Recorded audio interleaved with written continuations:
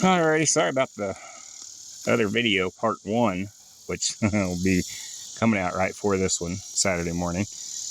Got hot. The sun came out and it got terrible hot out here. So, unfortunately, it cut off. But I'm going to go ahead and show you what I did. And basically, I bored the hole with the auger, as you saw. Took the post hole digger, and that's about an 8-inch post hole digger, and just went over all the edges and went down, got it down to about 28 inches. There's a lot of rock. I had a lot of problems with the auger, I think because of the rock, but I've got the post where it needs to go. So what I'm going to do is I'm going to go ahead and dump the concrete in here, and I'll show you that again. And again, I'm sorry for the malfunction on the camera, but it is what it is. Be sure to like, subscribe, and share, and enjoy part 2 of this video.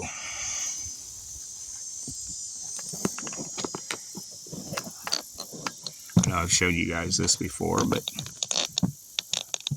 kind of a refresher course in getting the post set, getting the concrete in there, getting it leveled up. See if my phone works this time, the camera.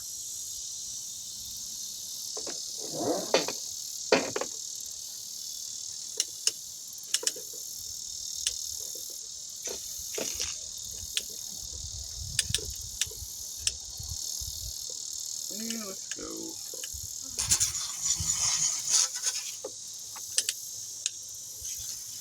Get some water in the hole first. That'll help the concrete do its thing.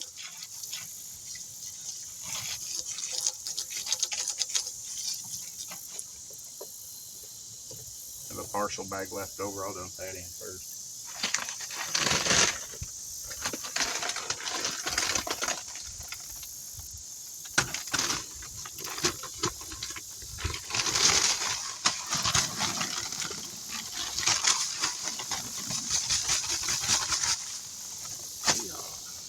Concrete dust is not good for you, just so you know.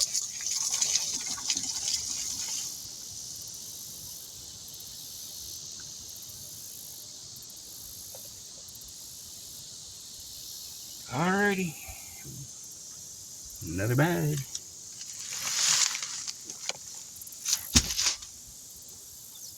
Brute strength, 80 pounds. Yeehaw. It's hard to believe I used to be able to lift 350, 400 pounds. And with age, you lose that. You don't use it. And I quit using it. John Deere mechanic for 30 years. And last 3 years before I retired, I was working out of an office on a computer. I became our dealership's tech line. So when a technician would have an issue trying to fix something, they would send me a ticket, and I would try to talk them through a solution and help them diagnose it and find a way to get it fixed. And it was pretty interesting. I enjoyed it, but I was ready to retire, and they didn't want me to go, but I did. And stay in touch with them. Great company, great people.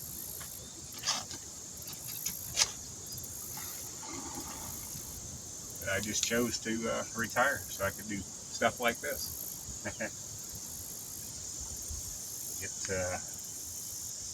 It's fun. I enjoy being retired. There's some days when it gets to be a little tricky, but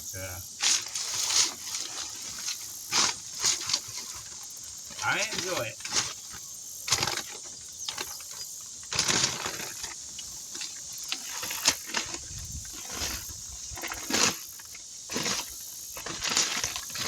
Got the hole about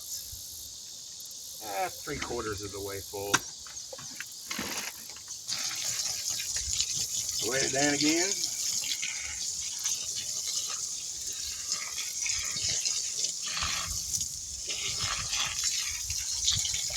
Soak it pretty good.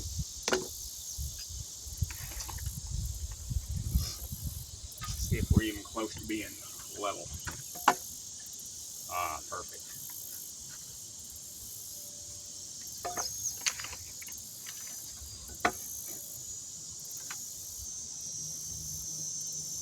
Dang, that went easy.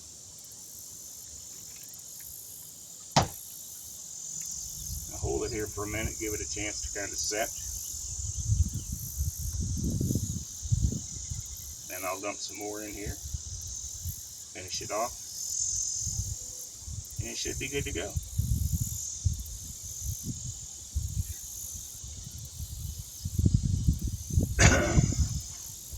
Like I said, 30 years working on John Deere's, mainly smaller stuff, and such as mowers, gators, compact utilities, a few bigger tractors in the early days. And I came from the automotive industry for a lot of years, worked for Honda, Nissan,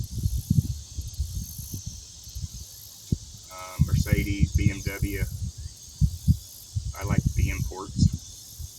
Nobody else did, so they paid us guys more to work on them because nobody else wanted to work on them back in the day. I came out of high school making almost $40,000 a year, and my buddies were happy making, you know, $18,000 to $22,000, $23,000 a year. And was originally going to go into law enforcement, and my godfather was sheriff of the county I was raised in, and politics started to get in the way, and he said it may not be a choice I want to make. So I did some research and decided, nah, it wasn't for me. Plus, it didn't pay squat. You started out in a jail working there for about $8,000 or $9,000 a year, and once you got up to a certain point there, you made about $12,000. And once you top out there at about $13,000, $14,000 a year. And I was more interested in a better income, and so I chose, I don't know if it's fortunately or unfortunately, to not take that path.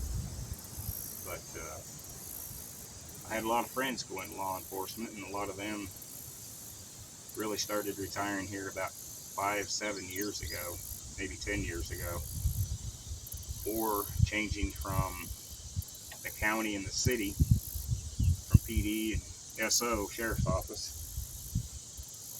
to Highway Patrol. Have friends in the Secret Service, several detective friends that have went to different departments, but it just wasn't there, so I chose to go to the automotive industry, and boy howdy, it was fun. I really enjoyed it.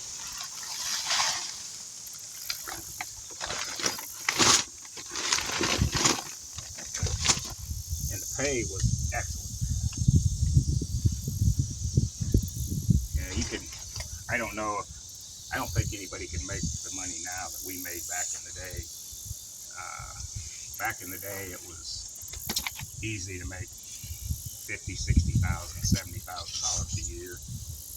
I know there for a while I have some friends that were making over $100,000 working for some Toyota dealers, but that kind of went away. Oh, probably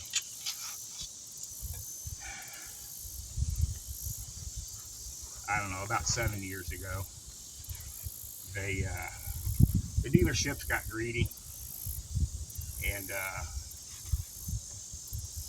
the factories got greedy too.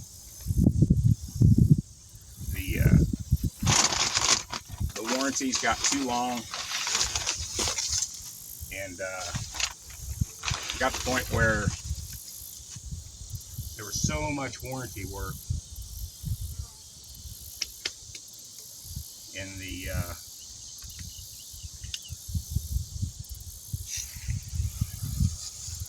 factories. Just flat rate times got cut really bad.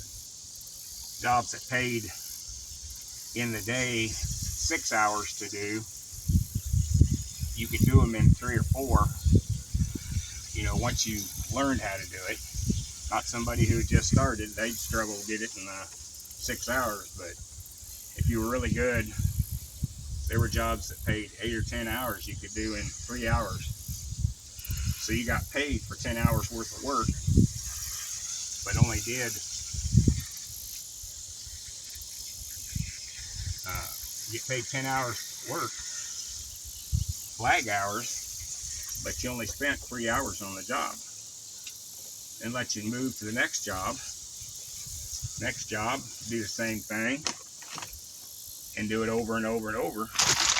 And it was possible in a 40-hour work week, you could flag, meaning you turned in 200 hours.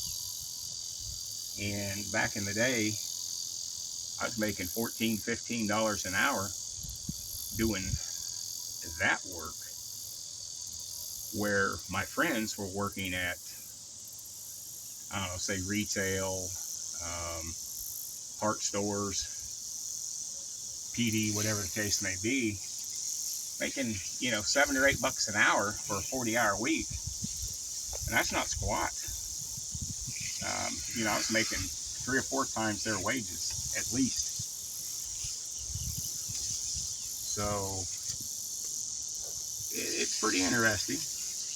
But back to the computer deal, what was really neat is with John Deere, one of my jobs was to help the techs, and the other was to help the farmers. If a farmer was out in the field and his planter wasn't planting rows, say 24, 26, 28, and 30 out of a, you know, a 30-row planter, it would send in an alert, and I would call him out in the field and say, hey, did you know this is happening? You're not planting in these rows. And a lot of times they knew, because their system in the tractor would let them know. Same thing with combines. If they were spitting too much grain out the back, something was out of kilter, it would let them know. But it was interesting. Got to talk to a lot of nice guys, a lot of my regular customers that I worked on their stuff, you know, their Polaris Rangers or their Gators and compact utilities. And it was fun, but it just reached the point where I was ready to call it good, so I did. And no regrets. I actually have an offer now to go back to work with another company. I'm not going to, probably, but the offer is there. So, and I could go back to John Deere, do what I used to do. I still keep in touch with my old boss, and good guy. They're all a bunch of good guys. But no, this is what I enjoy doing, my retirement stuff. And that's probably what I'm going to continue doing. But alrighty, well, that gives you an idea. I've got one more to do here at the corner. Probably do that early in the morning when it's still cool. I was kind of really hoping today that it would stay cloudy and cool, and it didn't. It got hot fast. So the camera shut off, for one thing. The sun came out and made it toasty warm. So I ended up going inside for a little bit. And come to find out the camera had shut off anyway. So that's why you're going to end up with part 2 of Saturday's video. So you'll have two to watch. Part one will be the beginning, digging out the hole. And like I say, all I do is I use that auger and get it down a couple feet. Then I use the post hole digger and just shave off the sides. So I start out with end up with about an 8-inch hole, 8-inch diameter. Might be a little wider than that, but plenty of concrete, and should hold everything up fine. I'll probably, maybe this evening or tomorrow morning, do my last post down there. And once it's in, I'll start probably at that end and line up with that post from the corner and bring it out. Set my string line, get my hole, set my post, go the next, and then the final one. And this one here is going to end up kind of funky. This end is probably going to be angled just a little bit different. Because like I say, the building, the garage is built, I said 12 degrees. It's not 12. It's probably about maybe 5 to 7 degrees different than the house. Kind of weird. It looks neat, but it makes a little inconvenient for doing things like this. But it'll work. And end result will be a carport that I can park the truck under and maybe put a lawnmower up here and maybe take a little bit of stuff out of the garage, because I really don't want to put stuff down in my shed because the mice and rats and crap like that can get to them. And been there, done that. Don't want that to happen. So, and like I say, this lumber, whoo-wee, she's crooked. I could make some snow skis or water skis real easily. Wouldn't take a whole lot of work. But alrighty, well, boys and girls, again, like, subscribe, and share. Watch part one of this little mini series here of videos that'll both be coming out Saturday. And you can kind of see from start to finish on a hole how I determine how I drill it, how I shave it off with the post hole digger, and then fill it full of concrete, wet it down. I'll probably wet this down a couple, 3 more times. But should work good. It's all level. Now I'm going to mow the yard after a while. Yeehaw. Got to dry out first. The dew was really bad. So, alrighty. Be sure to like, share, and subscribe, boys and girls. And you can see my shirt. Yeah, I'm an ex-biker. I worked for John Deere and on cars, and I've owned a Harley until recent years, since I was about 19, 18. And used to own a custom bike shop. Did that on the side. I'd work for John Deere during the day, go to the shop in the evenings, work till 2 in the morning, working on customers' bikes, building a few bikes, and then on weekends, do that all weekend. And it was fun. I enjoyed it, but I ended up having a heart attack, and it was just too much. So got rid of the shop and went back just strictly to John Deere, and it was nice to only have to work 40 hours a week again instead of 100. But I miss the money. And the friends. Made a lot of friends. Wow. In the 6 years, 7 years, 8 years, I don't remember how many years we had the bike shop, but met a lot of people. And my wife and I, we spent our honeymoon with 850,000 of our closest friends in Sturgis. We got married on a Sunday and left to Sturgis on a Wednesday. And then we went out through Wyoming into Colorado and stayed up in the mountains and had to deal with the bears. That's a whole other story. But alrighty, boys and girls, I won't bore you anymore. Keep your head on a swivel. There's a lot of crazy stuff going on. Oh, and by the way, John Bolton, Trump's former security advisor, The FBI raided his home this morning at 7 a.m. See what comes of that. But you never know. I think stuff's kind of happening. Maybe they'll get the deep state under control. Who knows? Alrighty, be sure to like, share, subscribe. Keep your head on a swivel. Have a great weekend. Be safe and get ready for the cool down, because the low next week is going to be in the 40s.